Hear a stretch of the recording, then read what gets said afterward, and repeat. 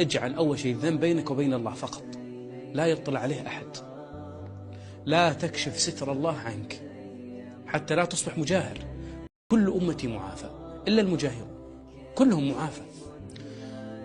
الله سبحانه وتعالى يوم القيامة يدنيك حتى لا يكون بينك وبين الله ترجمان، ما في مترجم، الله يكلمك وتكلمه، يدنيك منه فيقول يا عبدي أتذكر ذنب كذا وكذا؟ فتقول نعم. ويقول ذنب كذا وكذا فتقول نعم، وذنب كذا وكذا فتقول نعم. يقرك بالذنوب حتى يظن العبد أنه هلك، خلاص قريت بكل ذنوبي.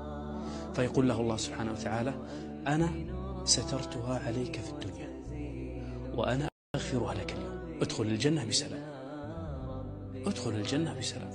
من ستر على نفسه ستره الله يوم القيامة. الله سترك في الأرض، يقول ابن القيم وابن تيمية وغيرهم من ستره الله حاشا لله أن يفضحه يوم القيامة.